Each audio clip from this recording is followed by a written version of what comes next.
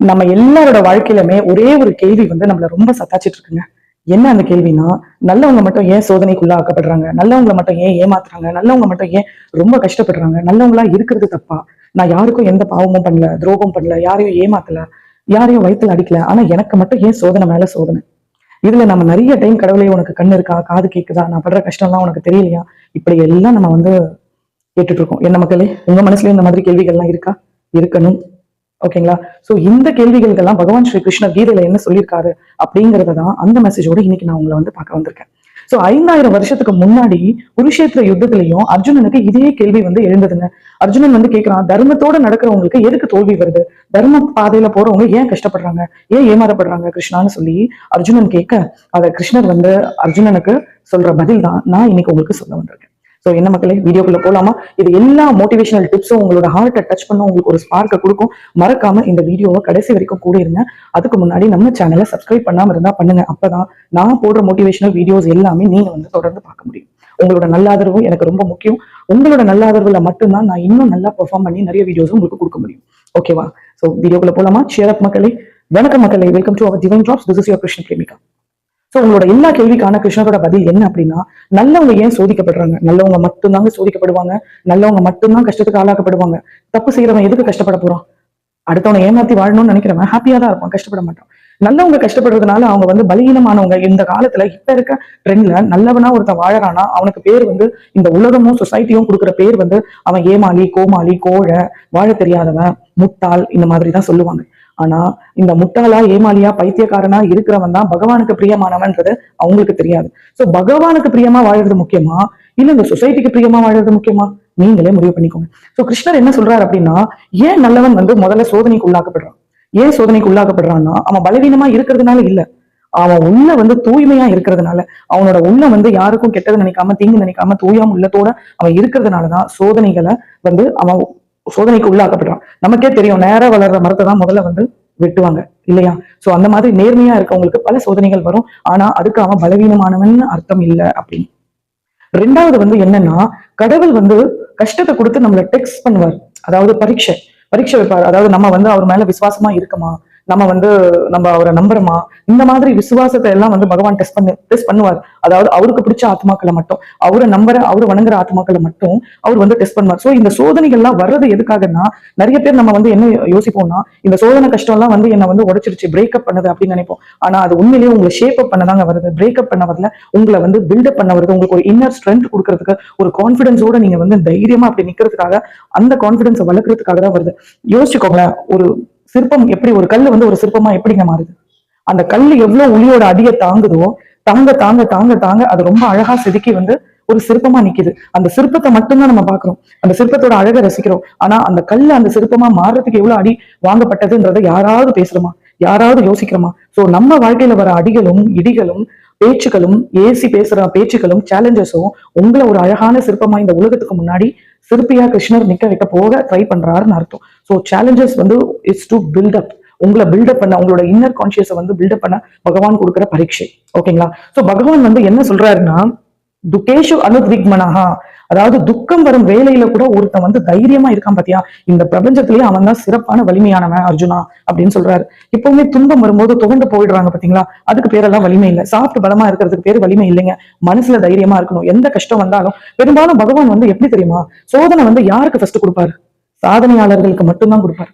இதை வந்து, அதாவது ஒரு டீச்சர் இருக்காங்க, அவங்க கிளாஸ்ல வந்து ஒரு 40 ஸ்டூடெண்ட் படிக்கிறாங்கன்னு வச்சுக்கோங்களேன். எல்லா டீச்சர்ஸோட கோல் வந்து என்ன இருக்கும்? என்னோட கிளாஸ்ல எல்லாருமே ஆல் பாஸ் ஆயிடணும், யாரும் ஃபெயில் ஆகிற ஸ்டூடெண்ட்ஸ் இருக்கக்கூடாது அப்படின்னு நினைப்பாங்க இல்லையா? சோ அந்த டீச்சர் வந்து என்ன பண்ணுவாங்க, இப்போ ஏதோ ஒரு ப்ராஜெக்ட் ஒர்க் போகுது, இல்ல ஒரு ரிசர்ச் ஒர்க் ஏதோ ஒன்று வச்சுக்கோங்களேன். சோ அவங்க வந்து அந்த டாபிக்ஸ் வந்து செலக்ட் பண்ணி கொடுப்பாங்க. என்னோட காலேஜ்ல நடந்ததான் நான் சொல்றேன். அவங்க வந்து அந்த டாபிக்ஸ், அவங்களுக்கு டல் ஸ்டூடெண்ட்டும் ஒண்ணுதான், நல்ல ஸ்கோர் பண்ற ஸ்டூடெண்ட்டும் ஒண்ணுதான். சோ நல்ல ஸ்கோர் பண்ற ஸ்டூடெண்ட்டுக்கு எந்த டாபிக் கொடுத்தாலும் அவன் அதை தயார் பண்ணிடுவான். ஆனா டல் ஸ்டூடெண்ட்டுக்கு அவனோட பொட்டன்ஷியாலிட்டி என்ன, கேப்பபிலிட்டி என்னன்னு பார்த்து அதுக்காக தகுந்த மாதிரி அவனோட மனசும் வந்து கஷ்டப்படாம அந்த ப்ராஜெக்டை முடிக்கிற மாதிரி ஒரு டாபிக்கை பார்த்து கொடுத்து எல்லா ஸ்டூடெண்ட்ஸையும் ஒருமிச்சு பாஸ் பண்ண வைப்பாங்க இல்லையா? சோ ஒரு மனுஷனா இருக்க டீச்சருக்கே அவ்வளோ யோசனை இருக்கும் போது, இந்த பிரபஞ்சத்துக்கே டீச்சரா இருக்க பகவான் ஆதி புருஷர் கிருஷ்ணருக்கு எவ்வளவு கால்குலேஷன் இருக்கும். நம்மளோட பொட்டன்ஷியாலிட்டி என்னன்னு தெரிஞ்சுக்கிது, என்னால முடியும் அப்படின்னு அவர் நினைச்சா மட்டும்தாங்க அந்த பிரச்சனை, ஒரு பிரச்சனை உங்க வாழ்க்கைக்குள்ள வருது அப்படின்னா அந்த சோதனை வந்து அது சாதனையா உன்னை மாத்துறதுக்காக தான் வந்திருக்குன்றதை நீங்க தெளிவா புரிஞ்சுக்கோங்க. ஓகேங்களா? சோ அது இன்னொரு விஷயம் என்ன அப்படின்னா, பகவத்கீதையில 4வது அத்தியாயத்துல சொல்லியிருக்காருல்ல, பரித்ராணாய சாதுனாம் விநாசாய ச துஷ்கிருதாம். என்னன்னா நல்ல உள்ளங்கள், அவரை நம்புற உள்ளங்கள், அவரோட பக்தர்கள், அவரோட ஃபாலோவர்ஸ், இந்த மாதிரி நல்ல உள்ளங்களை வந்து கஷ்ட சோதனை காலத்திலயும் பகவான் தாங்கி பிடிப்பார் அப்படிங்கிறது தான். அவர் விட்டுற மாட்டார். யுகந்தோறும் நான் வந்து அவதரிப்பேன் அப்படின்னு கிருஷ்ணர் சொல்லியிருக்காரு இல்லையா. யதா யதா ஹி தர்மஸ்ய க்லானி பவதி பாரதா. எப்பெல்லாம் தர்மம் கீழே விழுதோ, எப்பெல்லாம் வந்து என்னோட பிரியமான ஆத்மாக்களுக்கு, பக்தர்களுக்கு, சாது சந்துக்களுக்கு அவமானம் வருதோ, யுகந்தோறும் நான் வருவேன் அப்படின்னு சொல்லியிருக்காரு. சோ அப்போ என்ன இதுல நம்மளுக்கு சொல்ற மெசேஜ் அப்படின்னா, நமக்கு என்னதான் சோதனை காலம் இருந்தாலும் அவரும் நம்ம கூடவே தாங்க டிராவல் பண்றாரு. அவருக்கு பிடிச்ச ஆத்மாக்கள் அந்த சோதனை நேரத்துல கூட கிருஷ்ணா என்னை காப்பாத்துன்னு சொல்ற அந்த ஆத்மாக்களை அவர் ஒருபோதும் விட்டதே இல்லைங்க. அது எந்த பகவான், கிறிஸ்துவா இருந்தாலும் சரி, அல்லாவா இருந்தாலும் சரி, என்னோட கிருஷ்ணரா இருந்தாலும் சரி, எந்த ஒரு சுப்ரீம் பவருமே அவங்கள நம்ம நம்பிட்டோம் அப்படின்னா அவங்க வந்து நம்மளை விட மாட்டாங்க, எப்பவுமே கைவிட மாட்டாங்க. சோ நல்லவங்க வந்து கஷ்டப்படுறாங்க அப்படின்னா அவங்க அந்த கஷ்டத்துல இருந்து அழகா ஒரு சிற்பமா வெளியில இந்த சொசைட்டிக்கு முன்னாடி வரப்போறாங்கன்றதுக்கு தாங்க அர்த்தம். ஓகேங்களா. ஒரு பானை, நல்ல ஒரு லாங் லைஃபா ஒரு பானை இருக்கு, அதை நம்ம அதிக நாள் யூஸ் பண்ண முடியும்னா அந்த பானை அதை நெருப்புல சுட்டு அதோட லைஃபை கொடுத்ததுனாலதான் அதுக்கு லைஃபே வந்து ஒரு லாங்கிவிட்டி இருந்து நிறைய பேர் அதை நிறைய நாள் நம்ம யூஸ் பண்ற மாதிரி இருக்கு இல்லையா. ஒரு நல்ல கட்டடம் கட்டணும், ஒரு நல்ல செங்கல் வேணும்னா அந்த செங்கல் உடையாத செங்கலா இருக்கணும்னா அது நெருப்புல கஷ்டப்பட்டதுனால மட்டும்தாங்க. தங்கமும் இப்ப ஜொலிக்குது, நிறைய பேர் பாக்குறவங்க கண்ணை ஈர்க்குதுன்னா அந்த தங்கத்தோட ஜொலிப்புமே அதை நெருப்புல சுட்டு தானங்க வருது. வைரமும் அதே மாதிரிதான் இல்லையா. சோ இந்த மாதிரி வேல்யூபிளான திங்ஸ் எல்லாமே எப்படி வருதுன்னா கஷ்டத்துக்கு உள்ளாக்கப்பட்டுதான் சிறப்பா வருது. சோ அதனால சோதனைகள் வரும்போது மனம் திறந்து போயிடாதீங்க. நம்ம கண்ணதாசன் சொன்ன மாதிரி துன்பம் வரும் வேலையில சிரிங்க. கண்ணதாசன் தானே சொன்னாரு. நான் அவ்வளவா மூவிஸ் பார்க்க மாட்டேன், தப்பா சொல்லியிருந்தா கமெண்ட்ல சொல்லுங்க மக்களே. சோ இதை வந்து நீங்க ஃபாலோ பண்ணிக்கோங்க உங்க லைஃப்ல வந்து. இனிமே வந்து பகவான் வந்து லாஸ்டா என்ன சொல்றாரு அப்படின்னா, லாஸ்ட் அத்தியாயத்துல அவர் சொல்லியிருக்காரு, மாம் ஏக சரணம் பிரஜ. அவரை நம்பி அவரோட திருப்பாதத்துல ஸ்ரீ கிருஷ்ணார்பண வஸ்து அப்படின்னு வந்துட்டவங்கள அவர் ஒருபோதும் விட்டதில்லை. யோசிச்சு பாருங்களேன், பாண்டவர்கள் படாத கஷ்டமாக நம்ம பட்டுட்டோம். அத்தனை கஷ்டம் பாண்டவர்கள் பட்டாங்க. துரியோதனனோட ஏமாத்துறது, துரோகம், கொலை பண்ண கூட ட்ரை பண்ணா, எவ்வளவோ பண்ணாங்க. அத்தனையிலையும் பகவான் கிருஷ்ணரை ஒரு நாள் கூட அவங்க கை கூப்பி கேட்டதே இல்லைங்க. ஏன் எனக்கு இவ்வளவு கஷ்டத்தை கொடுக்குற அப்படின்னு அவங்க கேட்கவே இல்லை. நலத்தமையந்தி கதை, ரொம்ப நல்லவங்களா வாழ்ந்து வாழ்க்கையே இழந்து உயிருக்கே கஷ்டம் கொடுக்குற நலத்தமையந்தி கதை. அதுக்கப்புறம் நம்ம திரௌபதி, இது எல்லாத்தை விட ஒரு ஹைலைட் பக்த பிரகலாதன் கதை. இவங்க எல்லாம் கூட பெரியவங்க, கொஞ்சம் மெச்சூரிட்டி இருக்கும். ஆனா பிரகலாதன் ஒரு 5 வயசு பாலகன். 5 வயசு பாலகன் பிரகலாதன் வந்து ஒரு தைத்திய குலத்துல ஒரு அசுரனுக்கு மகனா பிறந்து அவன் படாத கஷ்டமா.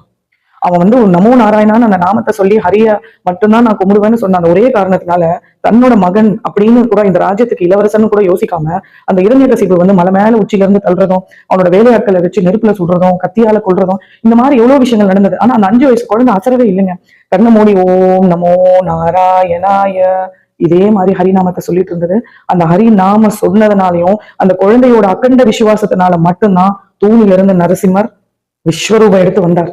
சோ இதெல்லாம் தாங்க நம்மளோட வாழ்க்கை பாடம். நம்மளோட இந்து தர்மத்துல இருக்க உருவ வழிபாடா இருக்கட்டும், நம்மளோட புராணங்களா இருக்கட்டும், இது எல்லாமே என்ன சொல்லுதுன்னா நம்மளோட வாழ்க்கை பாடம். அதுல இருந்து நம்ம லைஃபை வந்து லைஃப் லெசன்ஸை கிராப் பண்ணிட்டு நம்ம லைஃப் நம்ம சிறப்பா வாழணும்ன்றதுதான் நம்மளோட சனாதன தர்மம் நமக்கு சொல்லி கொடுக்குது. அதுதான் நம்மளோட ஆச்சாரிய பரம்பரையும் சொல்லுது. சோ இனிமே உங்க லைஃப்ல இந்த மாதிரி நீங்க ஃபீல் பண்ணீங்கன்னா, உங்களை ஷேப் அப் பண்ணதான் இந்த கஷ்டங்கள் வந்திருக்கு, உங்களோட கரேஜை பில்டப் பண்ணதான் இந்த கஷ்டங்கள் வந்திருக்கு, உங்களை வந்து சொசைட்டி முன்னாடி ஒரு நல்ல சிற்பமா நிக்க வைக்கதான் இந்த கஷ்டங்கள் வந்திருக்குன்னு சொல்லி சோதனையை கூட சாதனையா பாருங்க. ஸ்ரீகிருஷ்ணர் என்னைக்குமே உங்களுக்கு அருள் புரிவார், கூடவே இருக்கார். இது நான் என்னோட பர்சனல் எக்ஸ்பீரியன்ஸ்ல தான் நான் சொல்றேன், மறக்காம நம்புங்க. இந்த வீடியோ, இந்த உற்சாகம் கண்டிப்பா உங்களுக்கு ஒரு உற்சாகத்தை கொடுத்து உங்க இதயத்தை தொட்டிருந்தா லைக் பண்ணுங்க, கமெண்ட் பண்ணுங்க, சப்ஸ்கிரைப் பண்ணுங்க, மறக்காம இன்னொருத்தருக்கு ஷேர் பண்ணுங்க. கண்டிப்பா இந்த மாதிரி கஷ்டப்பட்டுட்டு இருக்கவங்களுக்கு இந்த மெசேஜ் கொஞ்சம் உற்சாகத்தையும் கொஞ்சம் மோட்டிவேஷனும் கொடுக்கும். மேலும் இந்த மாதிரி நிறைய மோட்டிவேஷனல் வீடியோஸ் பார்க்க நம்ம சேனலை சப்ஸ்கிரைப் பண்ணுங்க. ராதே கிருஷ்ணா.